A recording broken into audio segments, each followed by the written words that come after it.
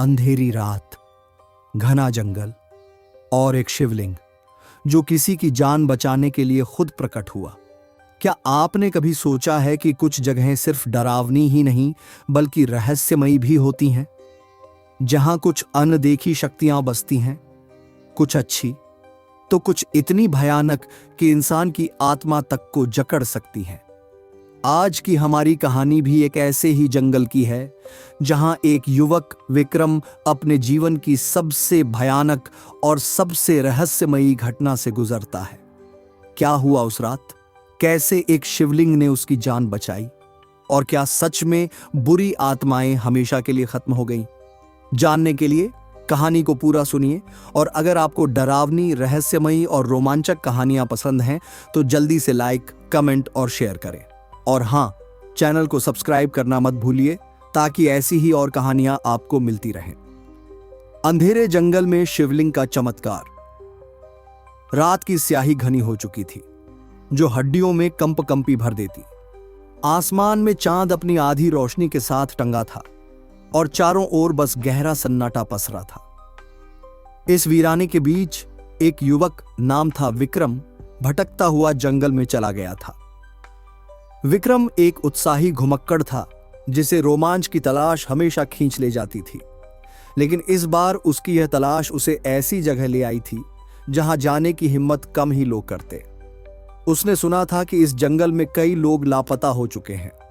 कुछ ने इसे मात्र एक अफवाह समझा तो कुछ ने कहा कि यहां आत्माओं का वास है। लेकिन विक्रम इन सब बातों पर विश्वास नहीं करता था। अकेले जंगल में चलते चलते उसे आभास हुआ कि कोई उसे देख रहा है। उसने पीछे मुड़कर देखा, कुछ नहीं था। उसने अपने कदमों की रफ्तार तेज कर दी, लेकिन तभी उसे महसूस हुआ कि उसके पीछे किसी के भारी कदमों की आहट है। धड़कनें तेज हो गईं। वह एक पल रुका और कान लगाकर सुना। कोई हल्की सी हंसी गूंज रही थी। अब उसे एहसास होने लगा कि कुछ तो गलत हो रहा है। उसने मोबाइल की फ्लैशलाइट ऑन की, लेकिन रोशनी किसी काली छाया से टकराकर बेअसर हो गई। अचानक हवा का एक ठंडा झोंका आया और उसकी लौ बुझ गई। विक्रम का दिल जोर जोर से धड़कने लगा। तभी सामने एक अजीब सा दृश्य दिखा। पेड़ों की शाखाएं हवा में हिल रही थीं, लेकिन हवा का एक झोंका भी महसूस नहीं हो रहा था। पत्तियों की सरसराहट ऐसी थी जैसे सैकड़ों सांप रेंग रहे हों। अजीब सी फुसफुसाहट उसके कानों तक आई। तू यहां क्यों आया है? उसकी रीढ़ में झुरझुरी दौड़ गई। उसने इधर उधर देखा, लेकिन कुछ नहीं था। पर अगले ही पल उसके चारों ओर घना अंधेरा घिरने लगा। यह अंधेरा सिर्फ रात का अंधेरा नहीं था, यह किसी भयावह शक्ति का संकेत था। विक्रम ने भागने की कोशिश की, लेकिन उसके पैरों में जैसे किसी ने जंजीरें डाल दी हों। फिर अचानक उसे सामने कुछ दिखा, एक शिवलिंग। वह काले पत्थर का था, लेकिन उससे हल्की सी चमक निकल रही थी। आश्चर्य की बात यह थी कि जंगल के इस अंधेरे कोने में जहां रोशनी की कोई गुंजाइश नहीं थी, वहां वह शिवलिंग खुद ही प्रकाश दे रहा था। विक्रम को शिवलिंग के पास जाते ही महसूस हुआ कि उसके शरीर पर जो भी भार था वह हल्का हो गया। लेकिन तभी उसने अपनी आंखों के सामने एक दृश्य देखा जिसने उसके होश उड़ा दिए। कुछ काले धुएं जैसे आकृतियां उसके चारों ओर घूमने लगी। वे हवा में तैर रही थीं, लेकिन उनके अंदर लाल जलती हुई आंखें चमक रही थीं। उन आत्माओं में से एक ने तेज आवाज में चीख कर कहा, तू यहां से जा नहीं सकता। विक्रम का पूरा शरीर डर से कांप रहा था। लेकिन तभी उसने ध्यान दिया कि जैसे जैसे वह शिवलिंग के करीब जा रहा था, वैसे वैसे उन आत्माओं की शक्ति कम हो रही थी। वे छटपटाने लगीं, जैसे कोई अदृश्य शक्ति उन्हें रोक रही हो। उसने हिम्मत जुटाई और धीरे धीरे शिवलिंग के पास पहुंचा। जैसे ही उसने शिवलिंग को छुआ, एक अद्भुत चमत्कार हुआ। अचानक एक तेज दिव्य प्रकाश फूटा जिसने पूरे जंगल को रोशन कर दिया। उन आत्माओं ने चीख पुकार मचानी शुरू कर दी और काले धुएं की तरह हवा में बिखरने लगी। कुछ ही पलों में सब कुछ शांत हो गया। हवाएं भी रुक गईं, पेड़ स्थिर हो गए और जंगल फिर से शांत हो गया। लेकिन विक्रम अब बदल चुका था। उसे एहसास हो गया था कि यह कोई साधारण जंगल नहीं था। यह एक तपोभूमि थी जहां किसी महान शक्ति का वास था। शिवलिंग का चमत्कार उसे मौत के मुंह से खींच लाया था। वह घुटनों के बल बैठ गया और सिर झुका लिया। उसे पहली बार इस शक्ति का आभास हुआ जो अदृश्य होकर भी सबसे बड़ी थी। उस रात के बाद विक्रम ने कभी भी इस घटना को मजाक में नहीं लिया। विक्रम उस रात के बाद कभी भी जंगल की ओर नहीं गया। लेकिन अजीब बात यह थी कि वह उस रात को भूल नहीं पा रहा था। हर बार जब वह अपनी आंखें बंद करता, उसे वही अंधेरे की छायाएं, जलती हुई लाल आंखें और शिवलिंग की दिव्य रोशनी दिखती। ऐसा लगता था जैसे जंगल ने उसे पुकारा था कुछ सिखाने के लिए, और अब वह उसकी आत्मा में बस चुका था। लेकिन असली घटना तो अब शुरू होने वाली थी। रहस्यमयी बुलावा। उस रात के बाद विक्रम की जिंदगी में कई अजीब चीजें होने लगीं। वह जब भी किसी शांत जगह पर बैठता, उसे लगता कि कोई उसे देख रहा है। कभी कभी उसे अपने कानों में कोई फुसफुसाहट सुनाई देती, लेकिन जब वह मुड़कर देखता, वहां कुछ नहीं होता। उसके सपने भी विचित्र हो गए थे। वह अक्सर खुद को उसी जंगल में देखता जहां अंधकार उसे निगलने की कोशिश कर रहा था। लेकिन हर बार शिवलिंग की रोशनी उसे बचा लेती। धीरे धीरे उसकी बेचैनी बढ़ने लगी। एक दिन उसने तय किया कि वह फिर से उसी जंगल में जाएगा, लेकिन इस बार पूरी तैयारी के साथ। उसने अपने साथ एक त्रिशूल की छोटी प्रतिमा रखी, गंगा जल लिया और कुछ महामृत्युंजय मंत्रों को याद कर लिया। शाम होते ही वह जंगल की ओर निकल पड़ा। इस बार वह डरा नहीं था, बल्कि उसके अंदर एक अजीब सा आत्मविश्वास था। जब वह जंगल में पहुंचा तो उसे महसूस हुआ कि यहां की हवा पहले जैसी नहीं थी। पिछली बार जो डरावना माहौल था, अब उसमें एक अजीब सी शांति थी। लेकिन जैसे ही उसने अपने कदम आगे बढ़ाए, उसे एहसास हुआ कि यह शांति असली नहीं थी। यह किसी बड़े तूफान से पहले की शांति थी। अचानक उसे वही पेड़ दिखा जहां पिछली बार शिवलिंग प्रकट हुआ था। उसने धीरे धीरे वहां कदम बढ़ाए, लेकिन इस बार वहां कुछ भी नहीं था, न शिवलिंग न वह रोशनी। तभी हवा में एक अजीब सी सनसनाहट हुई। जंगल के पत्ते तेजी से हिलने लगे और ठंडी हवा ने पूरे माहौल को सिहरन से भर दिया। और फिर उसने उसे देखा, एक लंबी काली आकृति जिसकी आंखें जल रही थीं। उसका शरीर धुएं की तरह था, लेकिन वह हवा में तैर नहीं रही थी, बल्कि सीधे विक्रम की ओर देख रही थी।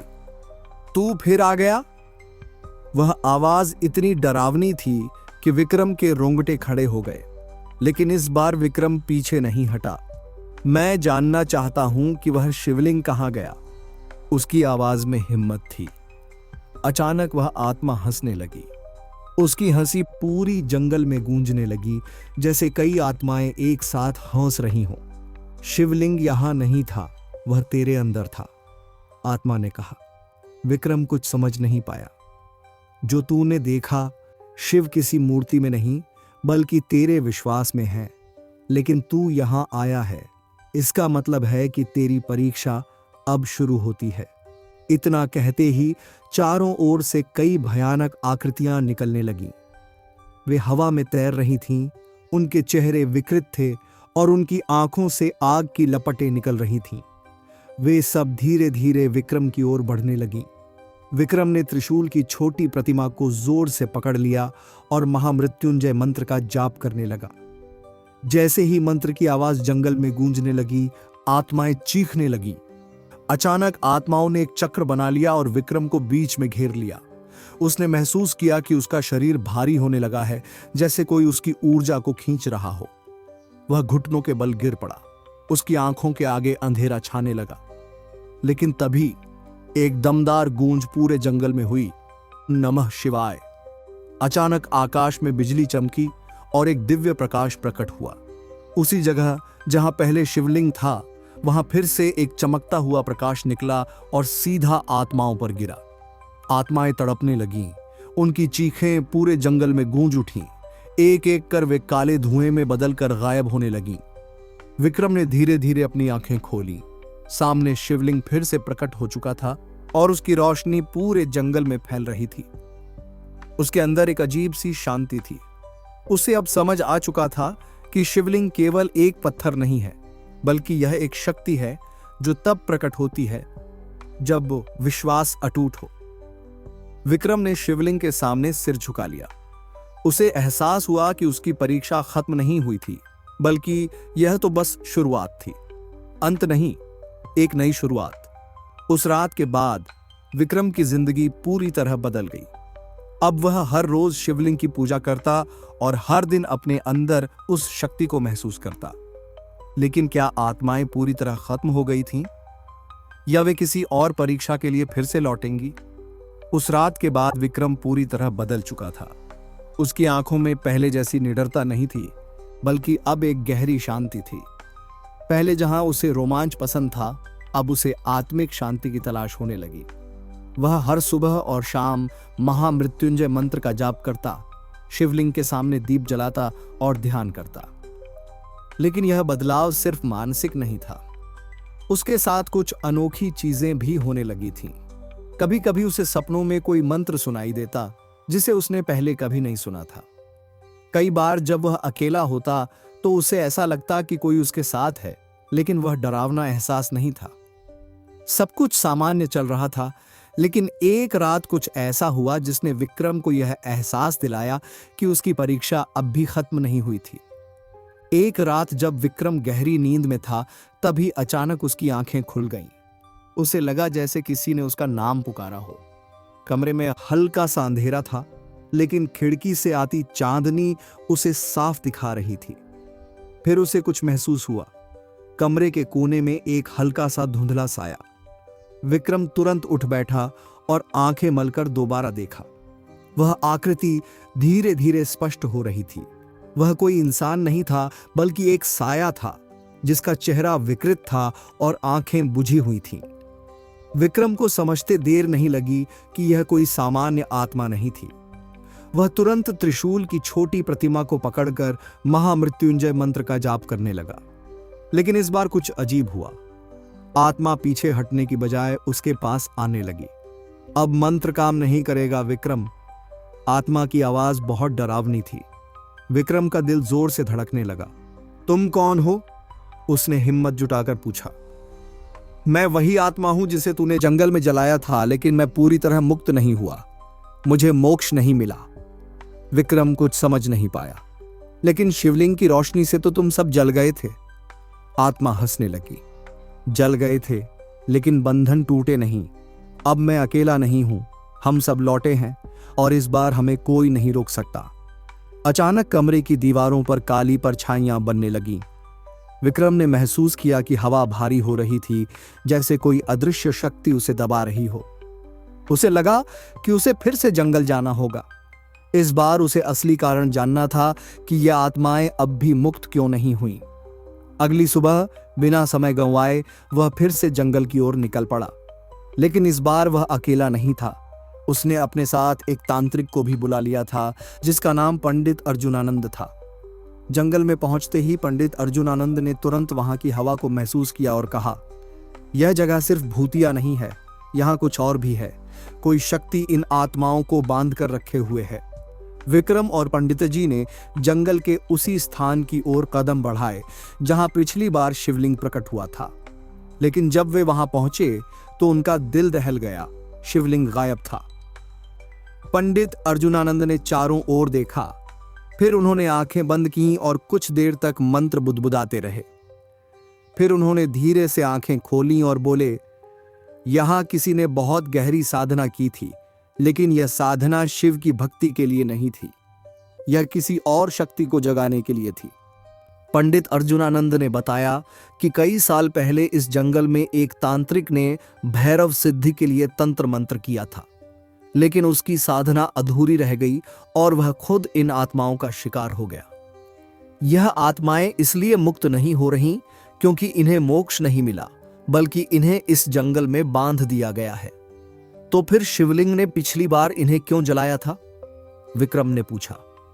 पंडित जी ने गंभीर स्वर में कहा, क्योंकि शिवलिंग स्वयं एक दिव्य ऊर्जा है, लेकिन जब तक असली कारण नहीं मिटेगा, आत्माएं वापस लौटती रहेंगी। जैसे ही पंडित जी ने यह कहा, अचानक जंगल में तेज हवाएं चलने लगीं। पत्तियां जमीन से उठकर हवा में नाचने लगीं और चारों ओर से वही काली परछाइयां निकलने लगी। विक्रम ने देखा कि एक जगह से मिट्टी खिसकने लगी, जैसे कोई जमीन के नीचे से बाहर आने की कोशिश कर रहा हो, और फिर एक भयानक आकृति जमीन से निकलकर सामने आ गई। वह कोई आत्मा नहीं थी, बल्कि एक अधजला हुआ तांत्रिक था, जिसकी आंखें आग की तरह जल रही थीं। तुमने मेरी साधना रोक दी थी, वह दहाड़ा। विक्रम और पंडित अर्जुनानंद के चारों ओर आत्माओं का एक घेरा बन गया।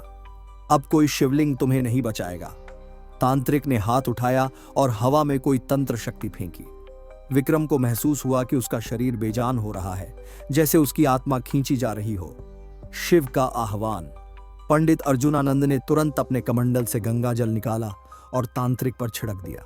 वह दर्द से चीख उठा, विक्रम, शिव का ध्यान करो, वही तुम्हें बचाएंगे। विक्रम ने जैसे ही आंखें बंद की और एयूएम नमः शिवाय का जाप करने लगा, जंगल में फिर से तेज रोशनी फैलने लगी।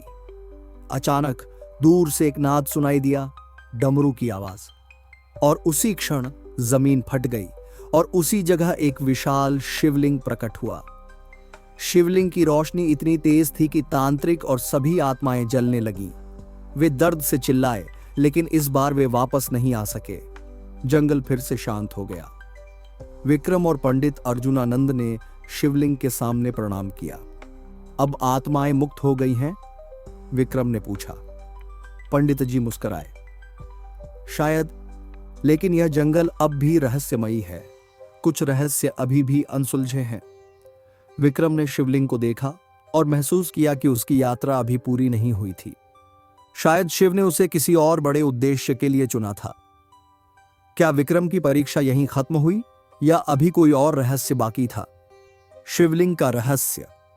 जंगल एक बार फिर शांत हो चुका था। शिवलिंग अपनी दिव्य रोशनी बिखेर रहा था और विक्रम उसके सामने सिर झुकाए खड़ा था। पंडित अर्जुनानंद ने गहरा सांस लिया और बोले, विक्रम, यह शिवलिंग साधारण नहीं है। यह एक शक्तिपीठ है जहां शिव की ऊर्जा स्वयं विद्यमान है। लेकिन यह स्थान कई वर्षों से भ्रष्ट तंत्र शक्तियों से घिरा हुआ था। विक्रम अब समझ चुका था कि क्यों यह आत्माएं मुक्त नहीं हो रही थीं। उन्हें उस तांत्रिक ने अपनी अपूर्ण साधना से बांध रखा था। जब तक उसका प्रभाव समाप्त नहीं होता, तब तक वे बार बार लौटती रहती। लेकिन अब शिवलिंग की शक्ति से तांत्रिक और उसकी बुरी आत्माएं हमेशा के लिए भस्म हो चुके थे। जंगल की मुक्ति। विक्रम और पंडित अर्जुनानंद ने शिवलिंग का अभिषेक किया। पंडित जी ने मंत्रोच्चार किया और पूरे स्थान को गंगा जल से शुद्ध किया। शिवलिंग से निकलती रोशनी धीरे धीरे शांत होने लगी, लेकिन उसमें अब भी एक दिव्य आभा थी। अब यह स्थान सुरक्षित है, पंडित जी बोले, लेकिन हमें इसे शिव भक्तों के लिए खोलना होगा, ताकि यह पवित्रता बनी रहे और कोई इसे फिर से अपवित्र न कर सके। विक्रम की जिंदगी पूरी तरह बदल चुकी थी। पहले वह केवल रोमांच की तलाश में जंगलों में घूमता था, लेकिन अब उसे समझ आ चुका था कि असली रोमांच बाहरी दुनिया में नहीं, बल्कि आत्मा की यात्रा में है। उसने फैसला किया कि वह अपने जीवन को आध्यात्मिक मार्ग पर समर्पित करेगा। उसने पंडित अर्जुनानंद से दीक्षा ली और उस जंगल में एक छोटा सा मंदिर बनवाने का संकल्प लिया, ताकि कोई और इस शक्ति का दुरुपयोग न कर सके। कुछ महीनों बाद उस जंगल में एक भव्य शिव मंदिर बन गया। लोग वहां आने लगे, पूजा करने लगे और शिवलिंग की महिमा दूर दूर तक फैलने लगी। विक्रम अब वहीं रहने लगा था, एक साधक की तरह। उसने सब कुछ त्याग दिया, लेकिन उसके मन में कोई पछतावा नहीं था। लेकिन एक सवाल अब भी था, क्या सच में बुरी शक्तियां हमेशा के लिए खत्म हो चुकी थीं? या कहीं कोई और तांत्रिक किसी और जगह कोई नई काली साधना कर रहा था? यह तो केवल समय ही बताएगा। तो दोस्तों, यह थी विक्रम की कहानी। एक ऐसा युवक जिसने सिर्फ डर का सामना ही नहीं किया, बल्कि एक खतरनाक रहस्य को भी उजागर किया। क्या सच में जंगल की बुरी आत्माएं खत्म हो गई थीं? या फिर यह सिर्फ एक अध्याय का अंत था और असली खेल अब शुरू होने वाला था? अगर आपको यह कहानी पसंद आई हो तो हमें कमेंट में जरूर बताइए कि आपको सबसे ज्यादा कौन सा मोमेंट पसंद आया। और अगर आप ऐसी और भी डरावनी और रहस्यमयी कहानियां चाहते हैं तो जल्दी से वीडियो को लाइक करें, शेयर करें और चैनल को सब्सक्राइब करना न भूलें। अगली बार मिलेंगे एक नई कहानी के साथ। तब तक के लिए जय महाकाल।